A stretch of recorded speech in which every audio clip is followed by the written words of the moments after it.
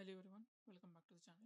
So in this particular video, we're gonna check how we can find out smallest of three numbers.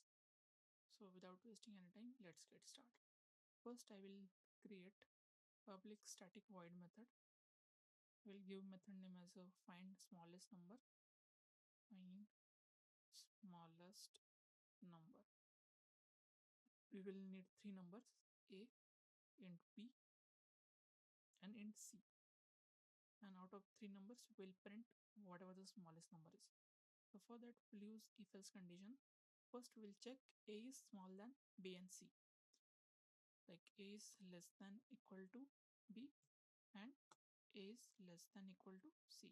So if a is less than equal to b or a is less than equal to c, then it signifies that a is the smallest number out of three numbers. So here we will print smallest number is, and then we'll give a here.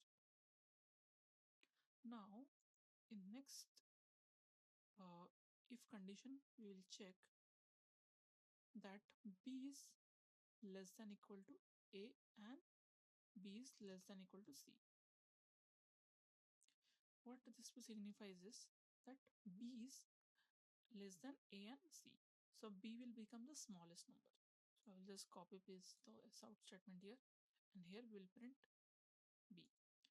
If both the conditions are false, like a is not the smallest number and b is not the smallest number, then automatically c will be the smallest number. So we will at the end will print c. In this way, we can find out what is the smallest element out of three elements. Let's create a main method and check whether whatever code we have written is correct or not. I will create three variables here, and third variable is c is equal to 225.